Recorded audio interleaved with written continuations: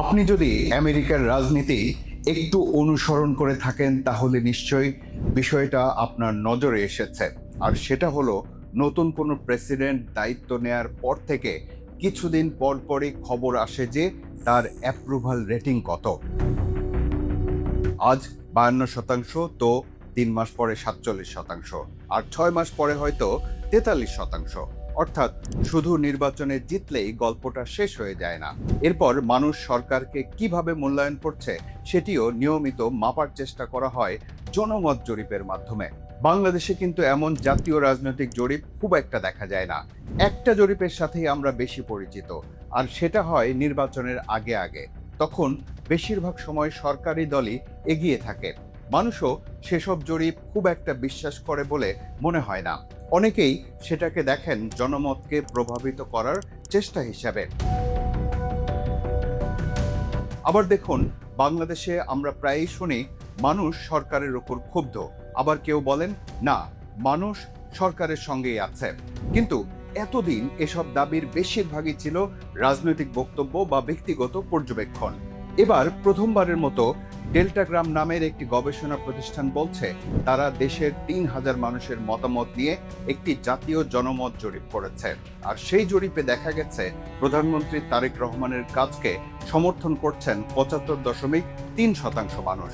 সংখ্যাটা বড়, কিন্তু তার চেয়েও বড় প্রশ্ন হলো, এই 75% আমাদের কি বলে আর কি বলে না। আজ আমরা সেটাই বোঝার চেষ্টা করব।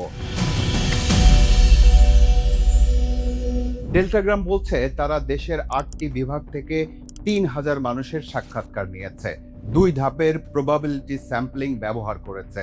জরিপের সম্ভাব্য ত্রুটির সীমা প্রায় 2 থেকে 2.5%-এর বেশি নয়।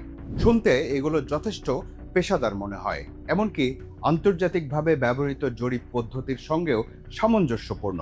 কিন্তু একটি ভালো পদ্ধতি মানেই এই নয় যে ফলাফল চিরন্তন সত্য, কারণ জনমত কখনো স্থির থাকে না, এটি সময়ের সঙ্গে বদলায়। এখন প্রশ্ন হলো, যে সময়ে এই জরিপ করা হয়েছে সেই সময়টা কি গুরুত্বপূর্ণ? হ্যাঁ, অবশ্যই গুরুত্বপূর্ণ। এই জরিপ হয়েছে সরকার দায়িত্ব নেয়ার মাত্র 4 মাসের মাথায়। রাজনীতিতে একটি পরিচিত বিষয় আছে, নতুন সরকারকে মানুষ শুরুতে কিছুটা সময় দেয়। অনেকে একে হানিমুন পিরিয়ডও বলেন। বিশ্বের বহু দেশেই নতুন সরকার শুরুতে তুলনামূলকভাবে বেশি সমর্থন পায়। আর বাংলাদেশের এই সরকারের ক্ষেত্রে প্রধানমন্ত্রী তারেক রহমানের নিরন্তর ছুটে চলাও বর্তমান গণমাধ্যম আর সামাজিক যোগাযোগ মাধ্যমের যুগে অদৃশ্য কোনো কিছু নয়। তার একটা ইতিবাচক রেসপন্স তো তিনি পাবেনই।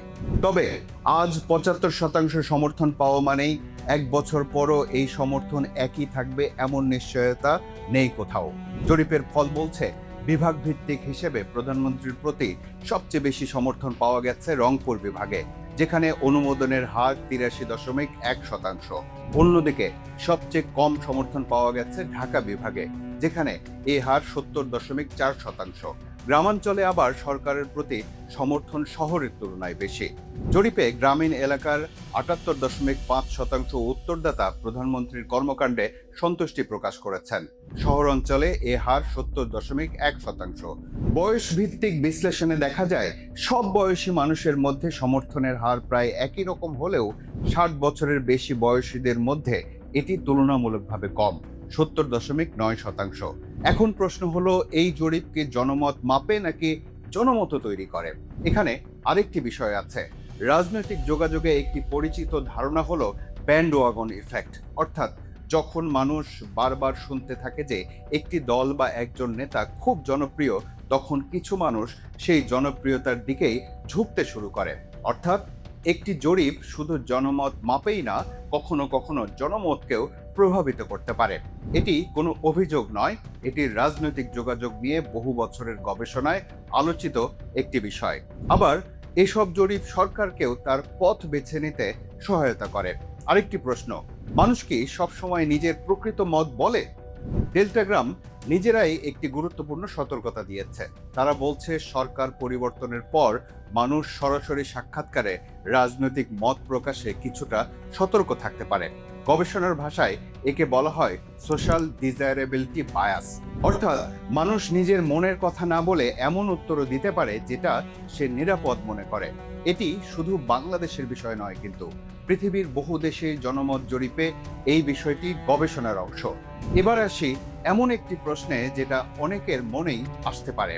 যদি এই জরিপে দেখা যেত প্রধানমন্ত্রীর সমর্থন ৭৫% নয়, ধরা যাক ৩৫%, তাহলেও কি এই রিপোর্ট প্রকাশ করা হতো?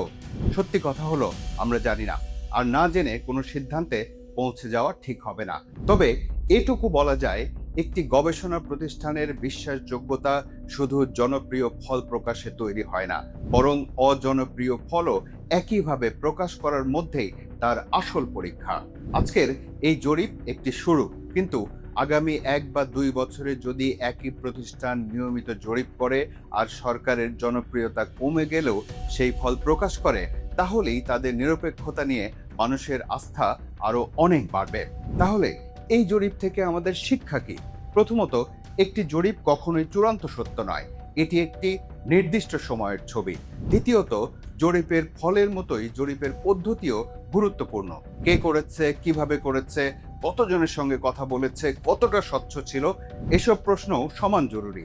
আর তৃতীয়ত, একটি জরিপ দিয়ে কোনো সরকার বা কোনো গবেষণা প্রতিষ্ঠানের চূড়ান্ত মূল্যায়ন করা যায় না। বিশ্বাস তৈরি হয় ধারাবাহিকতায়। আজ যদি সমর্থন বেশি হয় সেটিও প্রকাশ করতে হবে, আগামীকাল যদি কমে যায় সেটিও একই সাহসের সঙ্গে প্রকাশ করতে হবে। কারণ গণতন্ত্রের সবচেয়ে গুরুত্বপূর্ণ বিষয় হলো সরকারকে খুশি করা নয়, আবার সরকারকে অকারণে সমালোচনা করাও নয়। সবচেয়ে গুরুত্বপূর্ণ হলো জনমতকে যতটা সম্ভব সঠিকভাবে বোঝা আর সেই তথ্য মানুষের সামনে সৎভাবে তুলে ধরা। সেখান থেকেই শুরু হয় একটি সুস্থ গণতান্ত্রিক সংস্কৃতি।